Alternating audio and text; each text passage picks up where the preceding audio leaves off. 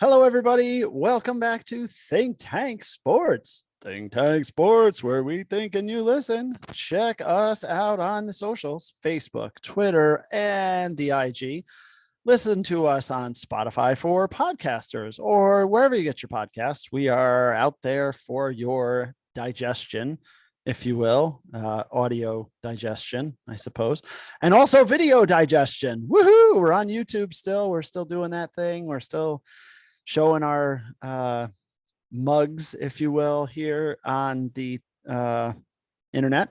So here we are. And my gosh, it's Monday, June 26th. We're like halfway through the year already, calendar wise, coming up close to halfway through the Major League Baseball season, Mike. And we are here to talk Major League Baseball and, of course, our beloved New York Yankees, who, well, we'll get into how they've been playing here and there. But first of all, Mike, most importantly, how the heck are you today? Doing good, Dave. Really enjoying the central air as the couple of weeks of humidity here in upstate New York has settled in. So we got it. We got our poor granddaughter bundled right up like it's midwinter, but it's all good.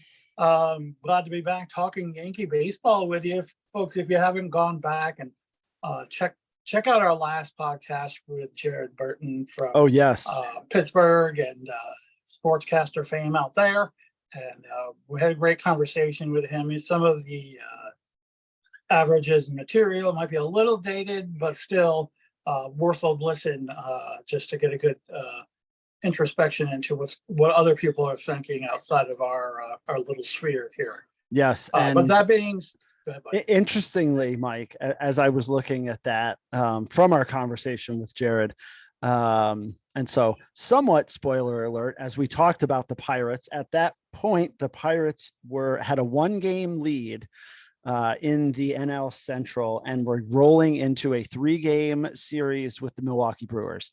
And Jared very, very succinctly said, if they lose 2 out of 3 or get swept, they're going to plummet.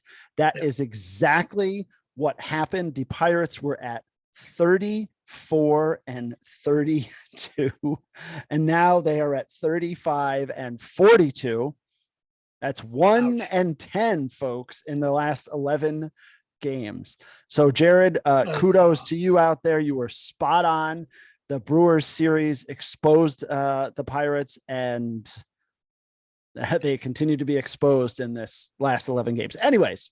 Yeah, it happens to young teams that are overachieving, especially early, and the Major League Scouting catches up a little, and they get a little comfortable, and just that little bit is all the difference in Major League Baseball. All the difference. So, all the difference. We gotta be honest, brokers here at Think Tank Sports. We got to go back to the Wayback Machine.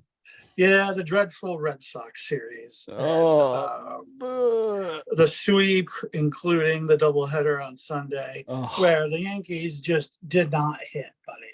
They did not hit, have not hit since Judge went down. Listless. Where's Stanton? It's not hard. I mean, no, you have talent to do this. Put the barrel through the ball. It's really.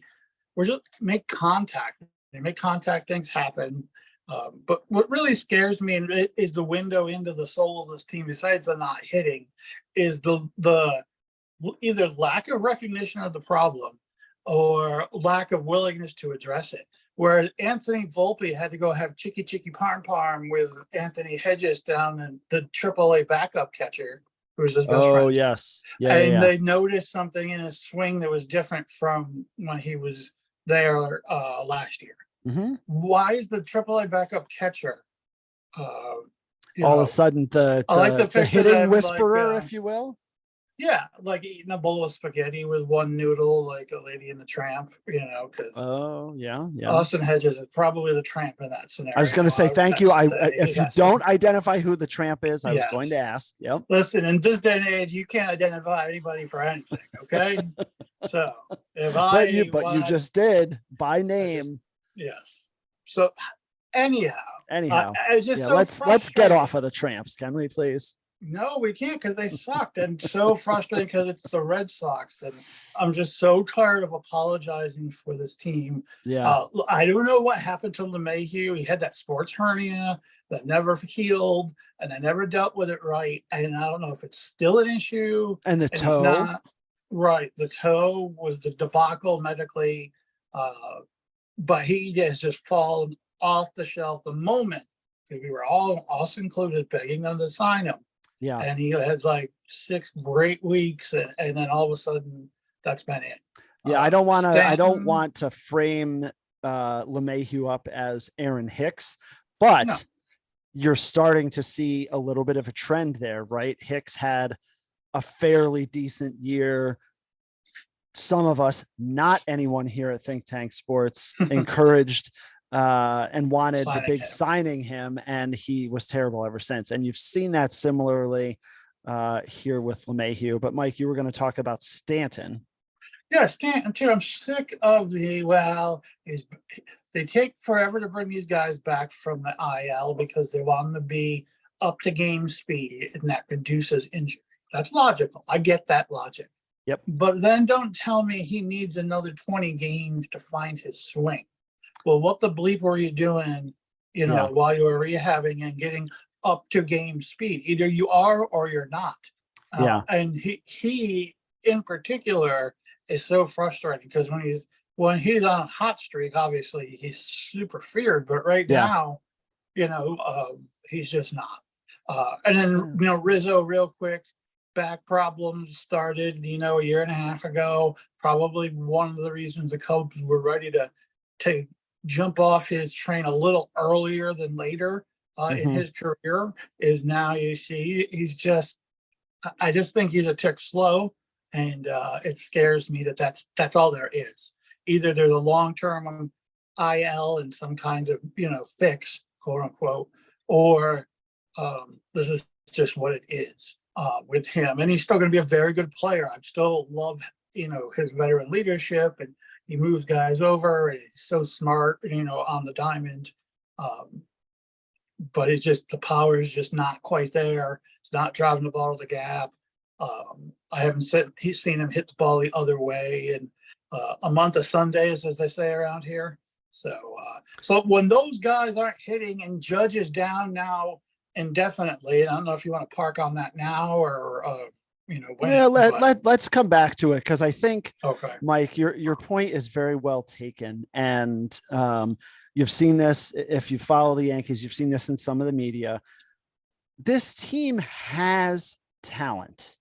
right? Okay, we understand Judge is the MVP. He's a huge figure, larger than life, whatever you want to say.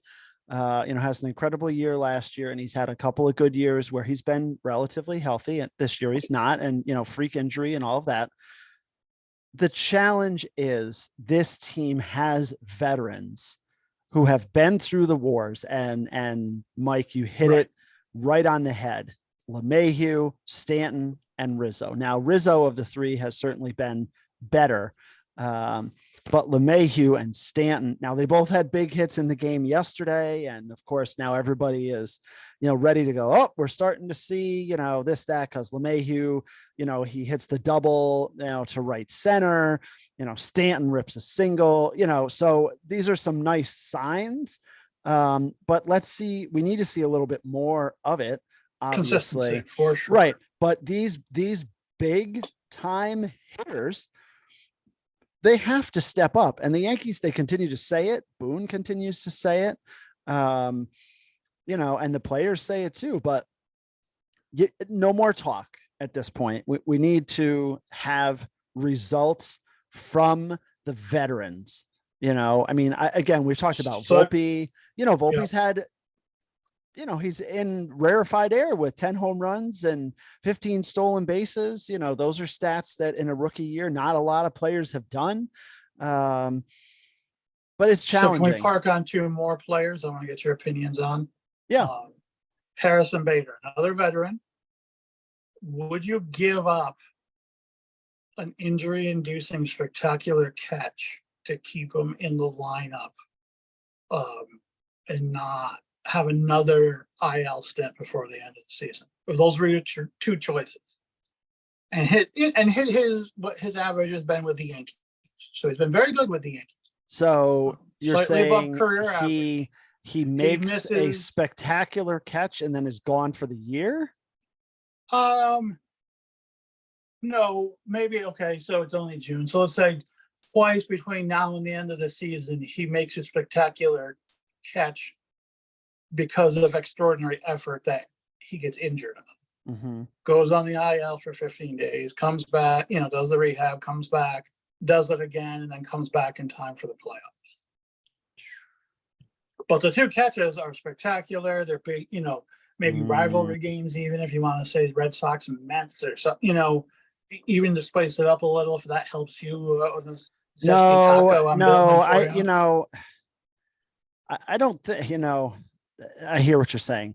Basically, I'm saying his batter is defense. What's more valuable right now to the New York Yankees, 2023, June 25th? Well, I mean, right now, I think, he doesn't have to play. I'm going to make unbelievable catches for them to be successful. And when you look at some of the other when you go and look at, Billy McKinney and how he's playing, that's, I think that's helping that, from a defense and outfield perspective. Bader doesn't have to be, and IKF has been good. Yeah. So he doesn't have to make those spectacular plays. So I guess that being said, I think he could play regular defense, and we need his offense more. So he just seems to have like that savage thing going on. A season ago when the trade happened and we got him for Montgomery, we didn't understand maybe necessarily how great he was in center field. Well, it was talked about, but we talked about it. We hadn't seen my own horn, but yeah. No, I mean, we were excited from that perspective, but you hate to trade. We were excited about his defense. We didn't care if he hit 220. You know what I mean? Mm-hmm. Now the rules were a little different with the shifts and the stolen bases and all that stuff. I get it. Pitch clock. I do get that. Mm-hmm. Different, really a different sport in a lot of sense. So, but we never mentioned his offense. Now here we are, probably just short of a calendar year later, and we need his bat almost desperately at this point. One, that shows how good he's been when he's been with us, but two, how badly these guys are not stepping up. And then the last one, because it's in the news, Josh Donaldson. He has a little powwow with Boone yesterday, and nothing's more the kiss of death than, oh, don't worry, he's going to play a lot for us. That was the quote coming out of it. Yes. From Boone. Because he and I on a Booney basis. He calls me Ray, and I call him Booney. Right. Yeah. Okay, sure. Yeah. What we double dip up, I'll tell you what we call you. Okay. We'll bring him on the podcast. But he has this little powwow, I assume, facilitated by his agent and the general manager, and of course neither one of them are in the room to be men enough to deal with it. But anyway, how long before Donaldson, we'll get the whisper that he's on the trading block, and the Yankees are probably asking too much, and then they have to DFA him and all that stuff. Is that where this is headed? Is this the beginning of that meeting, or was it truly we're going to see Josh Donaldson step up and be the bat we signed him to be last season? Yeah, I mean, I think if you look at, or do you care? Do you even want him on the roster? No, I mean, I think we haven't seen the Josh Donaldson that we hoped we would get. Really ever. I mean, maybe very early this year before he got hurt, and that wasn't very much. I think what's challenging is we'll see how the motivation happens. Donaldson said, this was more about other stuff or just, baseball talk than, my position and how much I'm going to play and all those kinds of things. But he's got to step up and produce. And then I believe I also read this, that Brian Cashman said, he's been hurt, and, we need to we need to see like a representative sample before we start, thinking about doing other things with him. Okay. So, but how long do we get to right. play that game while Right, the right. team's floundering and that spot is valuable? Yeah. And I think what, the two, You can't DH them. no. And so the two things that hurt right there as far as pushing Donaldson is, one, LeMahieu is not playing well. Right. Because if he was, he would push Donaldson for playing time at third. And two, how bad Oswaldo Peraza was when he was up in the beginning of the year. Because he had a great September, he had great playoffs. We thought he would make the roster. He was on the roster, and then stuff happens and he gets shoved aside and he didn't play well at all. So right. I think that is the challenge there. Is right now the Yankees don't have any better options. And so if LeMahieu would start playing better, I'm not sure Peraza, there'd have to be probably an injury to LeMahieu to get Peraza to be up. I'm not wishing that at all.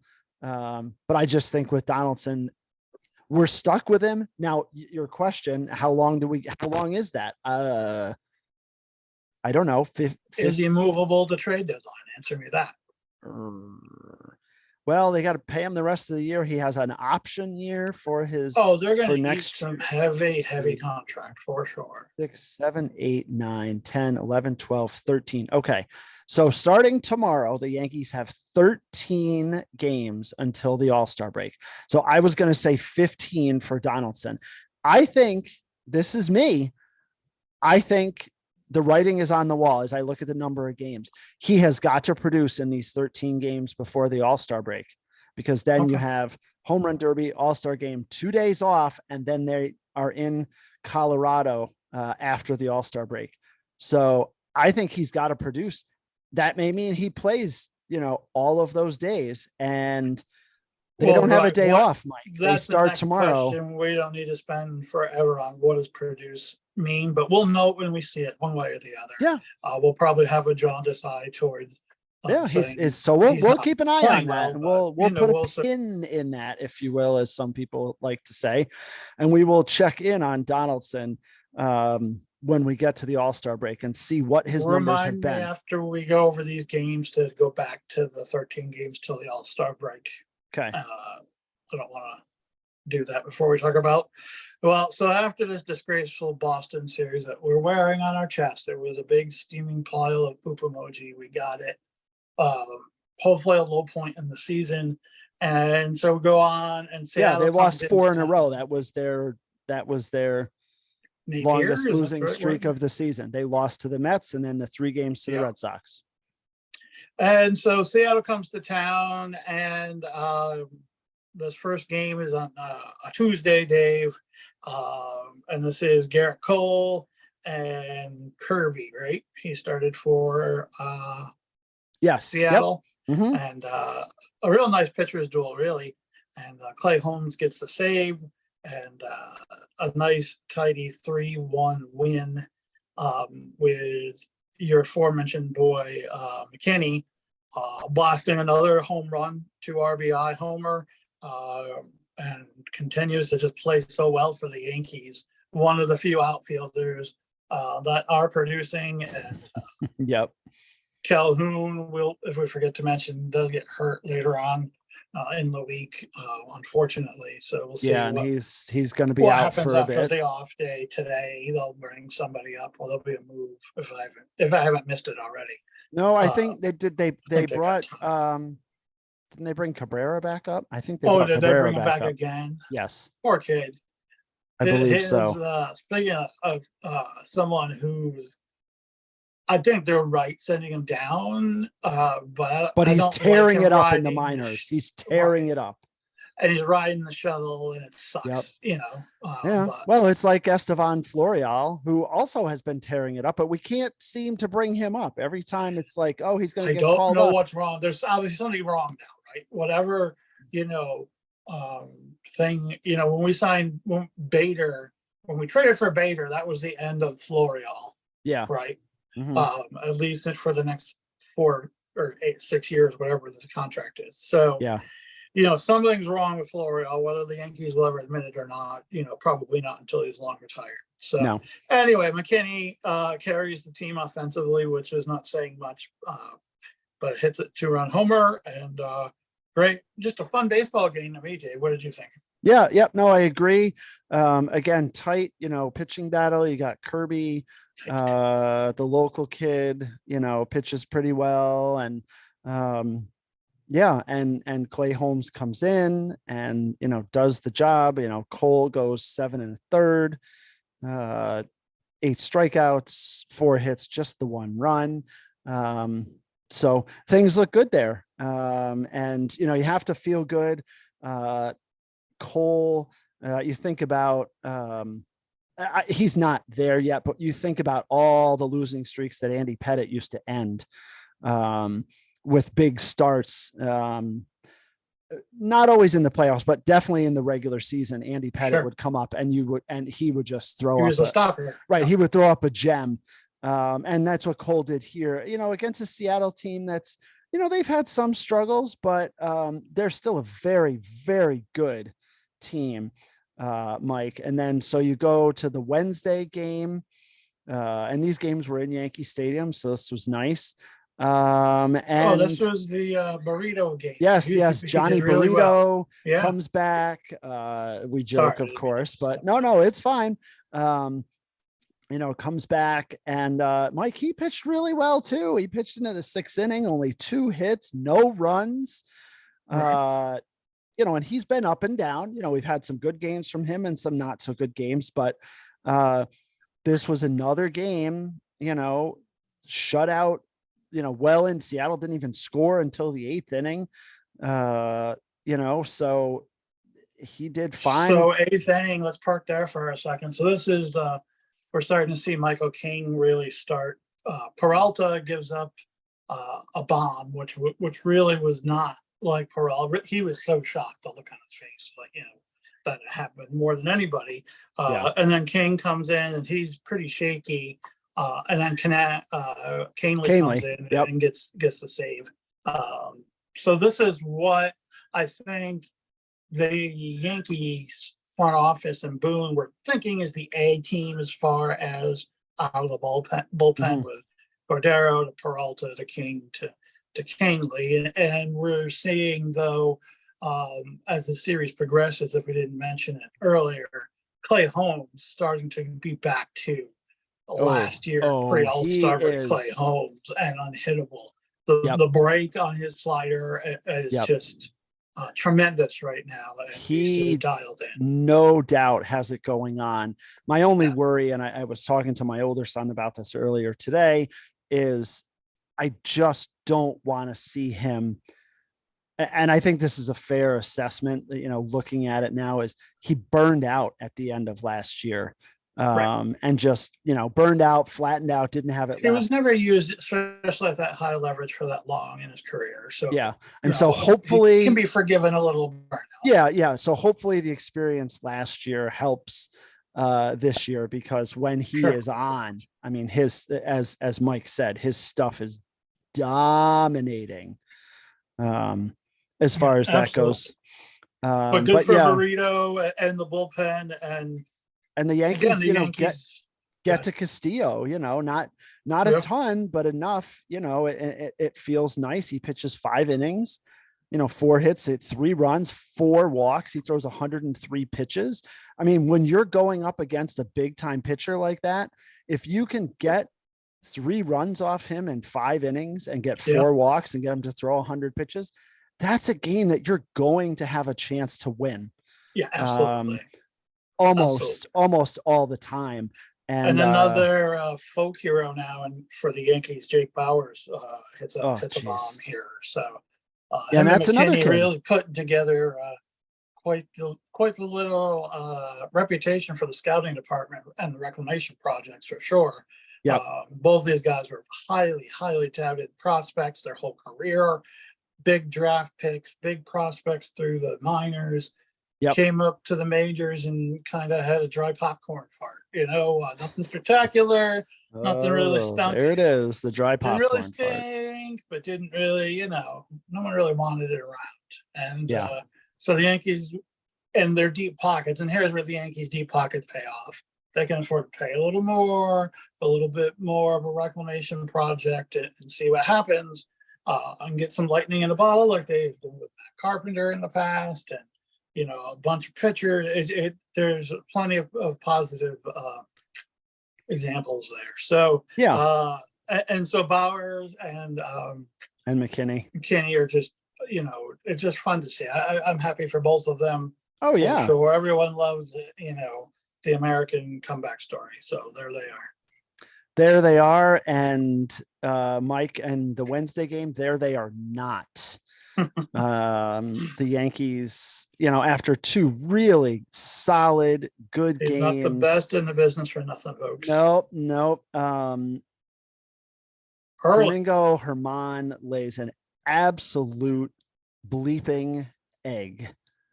I can't believe he didn't go on the DL or IL for his neck stiffness. Watching balls go over his shoulder. Yeah, Seattle tease off with home runs. Germán gets just into the fourth, 8 hits, 10 runs, 8 of them earned. Now, the Yankees did say after the fact, Donaldson had an error, Germán, had an error, Rizzo, there were some things that contributed, really some very sloppy play. But it doesn't change the fact that Germán threw 93 pitches in 4 1/3 innings. And yeah, I think we got the text from Steve, about Stevie Covers about, I didn't realize the home run derby was happening so early. Yeah, it was ugly. Germán gave up all 4 home runs. Thus Mike's comment about his neck. Decided finally, Dave, that I'm against position players pitching. Wasn't really sure how I felt about it, and certainly would like to make fun of like Canseco ripping his elbow tendon while he was pitching, hopped up on steroids, that kind of stuff. But and sometimes it's fun, and it harkens back to like the Rick Dempsey's playing on rain delays and that kind of thing. The fun part, but IKF got another inning pitched, yeah, and he did fine. He got through it. Through strikes, made the stuff happen, so that's fine. But I guess I finally decided I'm against it, even in a 10-2 ball game where we really needed. We've been using the bullpen a lot. We really needed it, but still, this was do what they had to do. And this was definitely the B team bullpen with Nick Ramirez and Abreu. Albert Abreu taking up I don't know why they didn't leave taking Ramirez up the collection. Longer. Yeah, although Ramirez did pitch good. Yeah, I mean 2 2/3, 2 hits, 5 strikeouts, no walks. So they held their own. The problem is, a lot of innings to make up. They were down 10-0 at that point. But anyway, so yeah, the bigger picture here is a series win against the playoff contender, division contender out in the West. So, and then we'll yes, we will. And then the Texas Rangers come into town. 3 big games. A team that has played very, very well. We've talked about them. They've been up in, the upper echelons of our power rankings this year. Great run differential, scoring all kinds of runs left and right. Mike, the Yankees pitching was pretty good in this series. Despite the loss in this Friday game here, in 10 innings, but they held the Rangers to 2 runs, through 9 innings. I mean, that's really saying something for sure. Clark Schmidt pitched well into the 6th with only 1 run given up. So, definitely some positives there. You don't like to lose these games, particularly at home, but Something stupid and quirky I noticed that I'm surprised Major League Baseball hasn't gotten rid of yet, just because it's probably considered a time suck. But in the bottom of the eighth, Boone put in Trevino, or had Trevino was up and put Cabrera in, who he wanted to hit, even though he's switcher, he wanted to hit left-handed. So Texas brings in a righty, so they take Cabrera out and put Higgy in. So they burn Yes. Cabrera without him ever seeing a pitch or getting on the field. Yeah. Because, his position's burned. And it just seemed like a lot of timeouts and back and forth and, explanations to the umps who probably could have done a better job understanding that might happen in that situation. Like they acted like they'd never heard of it. And had to have it explained to them very slowly. Yeah, and that used to be a pretty regular occurrence. You do the lefty Right. righty, Well, you bring a one guy National in, and the League manager goes, move. "Okay, you do that. I'm going to do this." Right. And Higgy comes through and gets the sac fly, to narrow the gap. But Mhm. that was it after that. That was all she And wrote for tie the game to send it into extras. Yes. Right. But still, 4-2.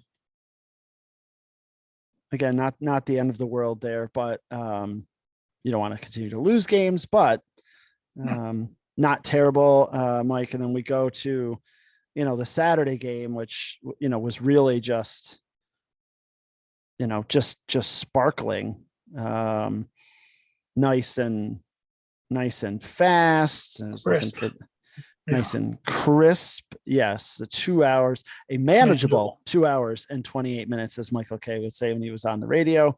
But, kudos to Luis Severino for, discovering himself a little bit. There's some funny commentary, if you haven't seen it, about him getting his hair cut back the way it was when he was pitching really well. The high and top fade. Right. And his wife said, well, I'm not really sure if that's the cause of it or whatnot. Kid and play, yeah. But he pitched 6 innings, 5 hits, didn't give up a run, 4 strikeouts, 2 walks, looked commanding, and he's had some bad outings. We've talked about him. So to come up with a 6-inning shutout against this Rangers team that has just bludgeoned people during the year really was something. Mike, what did you see?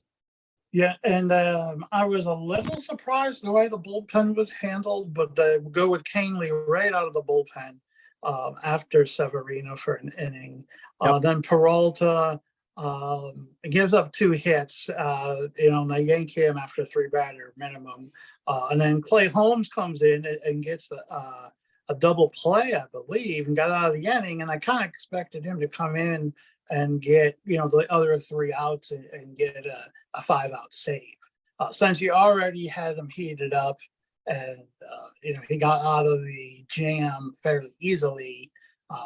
And he only threw 9 pitches. Right. So why not burn, you're already burning him. He's your best closer against a very big contender in the American League. It's never too early to make a statement. I was just surprised. Now Marinaccio came out and did a great job. Another guy who's rounding back into shape nicely. He's bounced back like you're supposed to from an injury. So that's nice to see. But yeah, so I was surprised how they used it. I definitely, if you had to make me guess, would have put Marinaccio after Severino and Canely at the back end, but they're still building up his. They don't want to put him in really high leverage situations yet either. So you're talking about Canely, right? Yes. Right. Yep. He's still bouncing back, from Tommy John a year and a half ago, and should be really in a sweet spot right now, which is nice for us. Another reclamation project that our deep pockets got us. So, anywho, a nice, like you said, American baseball classic, 1-0 pitchers duel. And just the other Billy McKinney home run. Home run in the 4th inning, the only run there for the Yankees. So, again, McKinney continues to do well. And you sounded like Susan Waldman there, creeping me out for a minute. Ew.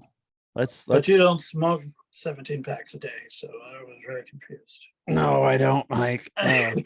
Not that that's how Susan Is Waldman that Roger sounds. Clemens? Right away. Oh, I was trying to not go there. Right. So let's jump out of Sunday's there. game, Yankees win 5-3 against Texas Rangers, take the series 2-1, and really do make a little bit of a statement. And this is one where Marinaccio gets the win, King gets the Save. the loss. Well, And that's King for King Texas. for them gets the loss, and King for us gets the save. Yes. Thank you for helping me, Dave. Yep. Oh, you're quite welcome. Garrett Cole, shortest outing since early last year. Right. But still 7 strikeouts through 4 2/3. And the bullpen makes it stand up, which everybody seemed to be very excited about. Outstanding. Right. Against a top flight lineup. So, yes, I think everyone's right to be happy about it. They only gave up 3 hits, no runs. So important. What more can you ask for? Yeah, and Yankee killer Nathan Eovaldi didn't kill them. I mean, he's had some just dominating performances, but they did, 4 hits and 2 runs in 5 2/3. Not crazy, but when you consider how dominating he has been, right. Was nice to see that. To get to him a little, yeah. They got to him a little. Yeah. And then as far as that goes, had today off, right?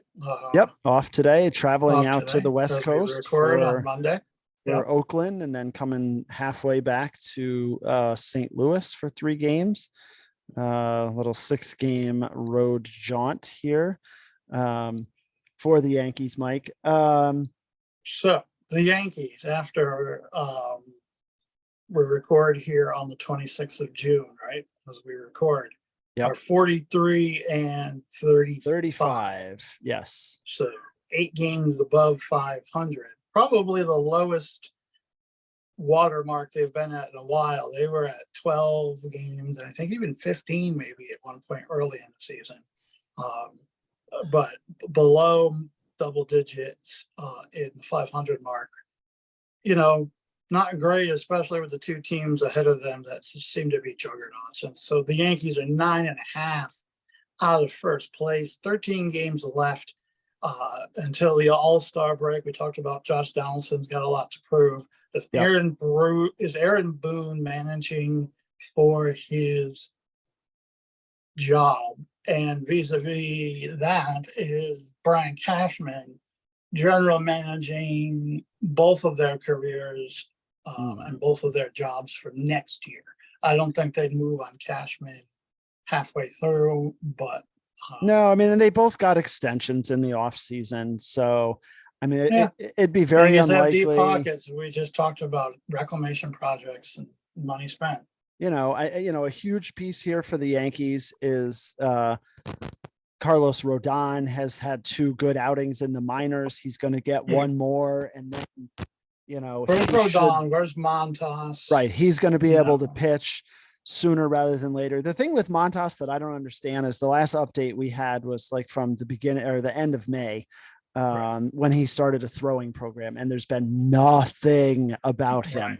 And you can't tell me that the media and the press has not been asking about Frankie Montas, and there's nothing out there. So that to me, that's a little concerning as far as that goes. But Rodon coming back and pitching well will be great for them, and is definitely a positive as we look towards the second half of the season.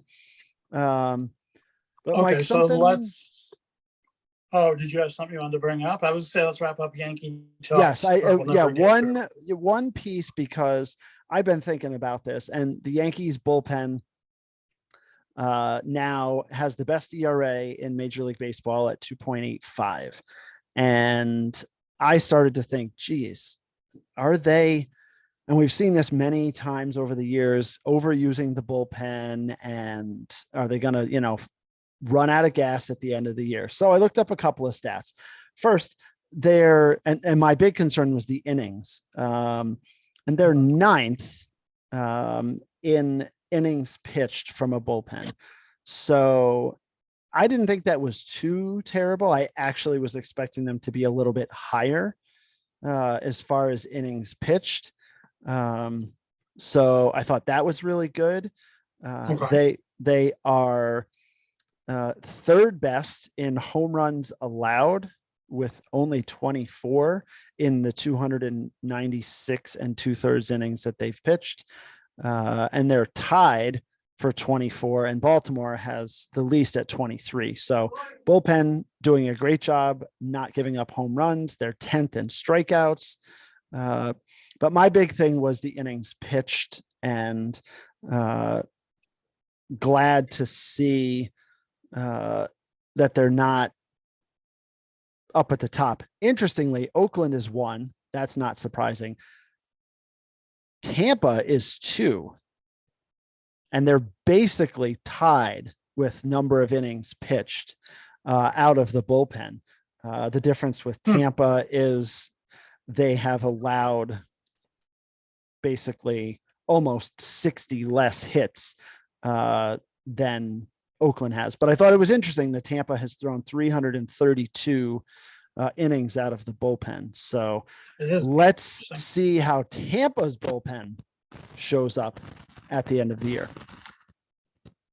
Well, that was that. Just wanted a little highlight there on the Yankees bullpen, and I was curious about the numbers, and they're better than I thought as far as innings pitch goes.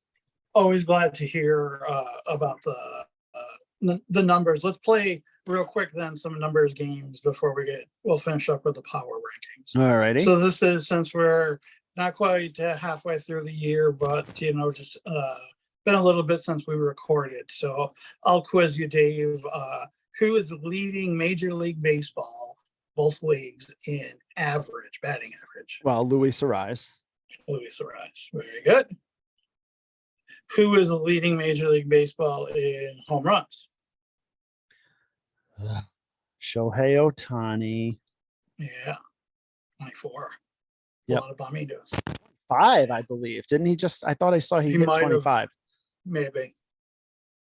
How about who's leading in RBI then? It's also Ohtani, is it not? Correct. And he's leading in OPS as well at 1,018. And then I'm convinced they made up WRC plus. Wait, was it weighted runs created plus? And F WAR. Do you know what F WAR is? What's the F is WAR for? Absolutely nothing. It's a word I will not say on this podcast, is what I'm thinking. So you enlighten me. I don't know. You don't know. That's one I don't know. I'm asking. Whatever it is, it's 4.5. Great. So he's the lead. Ohtani's leading in all that. One he's not leading in, though. Stolen bases. The number is 36. He plays in the same division as Shohei Ohtani. Oh, it's the guy for the A's. I can't think of his name. Ruiz. Edwin Ruiz. Yes. Yeah. That he's fun to watch. He is. Fast. Yeah. And what else do they got to do but run? So go for it. Some pitching ones real quick. ERA leader. Is it still McClanahan? Yeah, 2.12. Mm-hmm. Whip leader, if you're into that kind of stuff here at the family show. I'm not sure on that one, so I'll 0.86, just above the legal limit. Wells, the setup person for the Orioles. Okay. How about Ks per 9, if that matters to you? It's not Spencer Strider with the Braves. No, but he does lead strikeouts overall, 127. Yeah.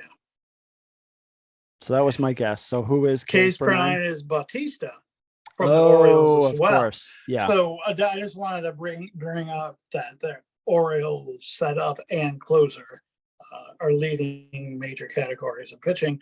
And this I'm sure they made this one up to get his name on here. FIP for pitching. What is FIP? Any idea? Yikes. Zach Gallen's leading at 2.46. I don't even know 2.46. Did you say Fitbit? FIP. FIP. And then saves. They didn't make that one up. It was leading. Oh, saves is a Bautista, right? No. Oh. American League Central. Oh, is it Class A still? Yep. 21. A sneaky big amount, really. 21 saves for the Guardians, who are 3 games under 500, yet Right. only 2 games back in the division. And one real quick, only team not to be shut out so far in 2023 is Dave. Is it the Yankees? Nope, they've been shut out. Because I know there was a thing, I think a big streak was broken when they got shut out. So that was my guess. Arizona Diamondbacks. Ah. Kind of crazy. So let's go now, folks. I want to remind people the last time that we did power rankings was 2 weeks ago. So I'm going to have a lot of movement, especially towards the top. It will be interesting to see. Okay. So, just keep that in mind when you're judging us. I mean, feel free to judge us. You're going to anyway. Right. Bring it on. Please add us. Please bring it on. But anyway, bring it on. Dave, at number 10, I've got the Houston Astros. I still think they're going to win the AL West. I'm not changing that. They're 42-36. No, they're not playing great. They're just sluggish, I think. But I'm keeping them in there at 10. Okay. I will I will say this. I have the Toronto Blue Jays at 10 at 43-36. Plus 23 in that run differential. They're doing well at home, but 500 on the road. So, that could improve a little bit, but I have the Blue Jays at 10, Mike. And then at 9, I have the Miami Marlins, where I had them at 10 2 weeks ago at 45-34. They just continue to impress, 7-3 in their last 10. Run differential, not great at -15, but they're doing this with Alcantara not pitching very well. So, it's, what happens when he starts pitching well is, that could be a huge difference for them. And they're only 6 games back of the Braves. And if the playoffs started today, Mike, they would be in the wild card. Yeah, I'm not ready to say that they're going to be a contender long term. I mean, this kid Yuri Perez, that has been up. He's only 9 starts, but he's 5-1 with a 1.34 ERA and a .98 WHIP. Really has been a sensation that's been carrying them. But we know with young pitchers, they're going to have a dead arm period. We're going to have issues long term keeping up at that pace. That's a tremendous pace. Yeah. Good on them if you can do it. But I'm not ready to bet that yet. And if, as you said, if Alcantara can't start to bounce back a little, I'm still not sold that Jazz Chisholm is a thing. Yeah. There's still a lot to prove there for me. Mm-hmm. But I still do I have them at 9 as well, right? You have Miami at 9. Yes. Yeah. And then who do you have at 8? Well, I have our New York Yankees. I wish I just got done complimenting them for winning back-to-back series against American League contenders. Mm-hmm. And maybe if I didn't watch them regularly, I wouldn't know how badly their hitting has been, but it's really bad. And the pitching is already put together with twine and duct tape, and I'm just very skeptical long term against especially tough, relentless at this point American League East. Mm-hmm. So I just, they're 8 for me. Yep. And I have them at 8 too. And I think for me, it is a reflection of somewhat of how the Yankees are playing, but also for me, a reflection of how well the 7 teams in front of them are playing. And I just I couldn't put them above 8. I just couldn't. That's fair. As far as that goes. At 7, Mike, I have the LA Dodgers, who certainly are a team that has all kinds of potential, but right now, at 43-34, 5-5 in their last 10. Now, they did just come off a really nice series against the Astros. All 3 games decided by 1 run. The Dodgers won 3-2 on Friday, 8-7 on Saturday, and then lost 6-5 in 11 innings on Sunday. So for me, that put the Dodgers ahead of the Yankees just because those games were close. It's against the Astros. So I have the Dodgers at 7, Mike.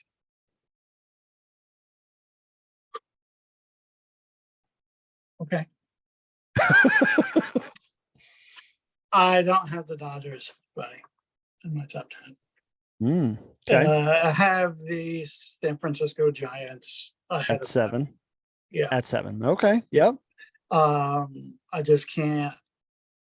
The Giants have played so well. 8-2 in their last 10 against Dodgers, Padres, and Diamondbacks. So against the division, that's making a statement. Yes.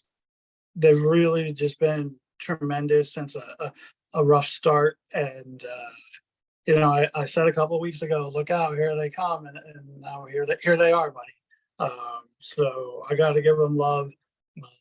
And, San Francisco Giants. What say you? So you have the Giants at 7. I have the Giants at 6, Mike. For all the reasons that you said. They're only 2.5 back of the Diamondbacks, and it's nice to see them bounce back after 2 years ago having that tremendous year, and then last year just really falling flat. It's nice to see them starting to turn things around, and so that's a good thing. So I have the Giants at 6. Mike, who do you have at 6? I have the Arizona Diamondbacks at 6, Dave. Okay. That's just ahead of, again, 2.5 games ahead of the Giants. Yep. Just Corbin Carroll might just mess around and win the MVP, dude. That's entirely possible. Seems to have Rookie of the Year, Offensive Rookie of the Year, that kind of stuff figured out. So, yeah, I love where they're at. I think Zach Gallen is still the most slept-on pitcher in baseball, and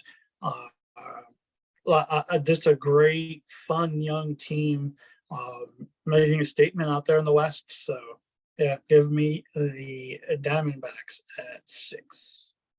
And okay, and who do you have at 5, Mike?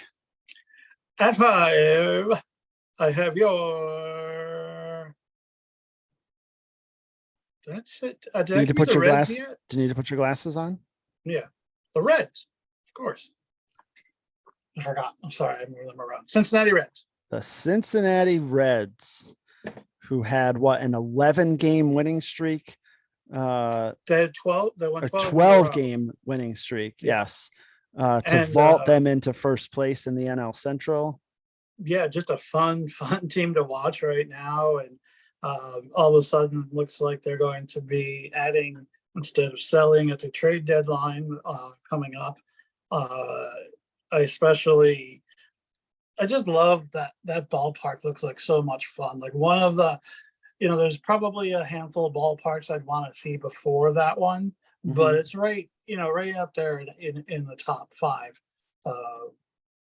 So it's just a fun All-American thing. I think it's sustainable. All-American ballpark is the name of it. Right. Great.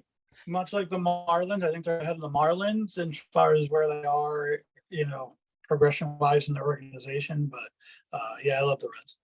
Yeah, definitely very trendy pick. Yeah, I've seen a lot that had them a lot higher. And that Elliot Dela Cruz has been great. He's National League Player of the Week this last week. So he's putting on a show in his first 15 games. He's He's just been on fire. Don't they have that pitcher, Hunter Green, that throws 105 or whatever? And he has no idea where it's going. No. I would want to stand in there. Right. Nope. For me, Mike, at 5, I have the Baltimore Orioles. As we had mentioned before, Mike had mentioned about the setup and the closer. That back end of their bullpen has been dominating, and that's a big reason for them being 47-29. So I have them at 5, Mike. At 4, I have the Arizona Diamondbacks, so I have them a little bit higher up than you do, and for all of the same reasons that you shared earlier. Who do you have at 4, Mike? You mentioned a shakeup here in the top. I had the Baltimore Orioles at 4. Cedric Mullins is back, but are they going to take old friend Aaron Hicks out of the lineup? I don't think they really can. I mean, honestly, we've seen it before when people have left New York and just had the weight of the world. I mean, look what Sonny Gray's doing, you know, post Yankee career. Besides making millions and millions of dollars and justifying his big contract, Who thought we'd be talking about whether to take Aaron Hicks out of the lineup because he was doing so well? Not me. Yeah, I know. It's wild and certainly typical, I guess, on some level of what happens to these Yankee mind cases. I mean, it's certainly been a head case from day one. But anyway. But they got, young talent after young talent everywhere. And I guess this kid, Jordan Westberg, that they brought up or bringing up is like the next huge rookie to hit the majors, Bryce Harper type alarm going off, buzzers everywhere. That's all right. We heard my egg timer earlier. So things are good. It's okay. Solid drop, Mike. Who do you have at 3? 3, I had the Texas Rangers. I do as well. They're going to go through a lull. That's a really good team. There was not much watching them in person now against the Yankees. There were not many spots in the lineup where I thought was very comfortable at all. And if they can, it's really a shame for them that DeGrom got hurt. As much as we like to make fun of the Mets curse, if he could have been that, because really what they're missing. Evaldi isn't quite that. That's Evaldi's problem. He's just not quite the ace. He's like as 1A-ish as you can be, or 1B, or however you want to say. Yeah, of course. But, so. But this is a very good Texas team, and even though the Yankees beat them 2 out of 3, I just think that this is the low point of their season, and they're still 17 games above 500. Yeah, with a 5.5 game lead on the aforementioned Houston Astros. So, yep, agree, Mike. I'm guessing we have the same top 2. I have Atlanta at number 2. I have the opposite. I have the Rays at 2, Dave. I dropped them down. Wow, that is a shake up at the top, Mike. We have had Tampa at the top pretty much, I think, every single week this year. So Mike does a flip flop. Mike, tell us why. Okay, so they've caught the Rays in the loss column last I checked. Yes, they have. Yep, that is correct. They've got a triple-digit plus 107 run differential. They've won 17 of their last 20, and the Braves over the Rays right now, as far as just depth of bullpen, consistency with their starting lineup. They've got stars that are performing. Matt Olson sneakily is having a great season, especially home run wise. Now I'm not saying he's better than Freddie Freeman, but he's as close as you were going to get and got more years. So I see why they did it if he continues to play like this. He'll be a legend there. So anyway, for all those reasons, I have the Braves 1, and I just think, the Rays have just slipped a little bit. Glasnow has not been back, has not been sharp since he's been back, and he's not been the innings eater that he usually is. And so that's kind of put them back a little bit. I don't know. They're just not, this is not what they have been since the beginning, which was admittedly almost impossible to keep up.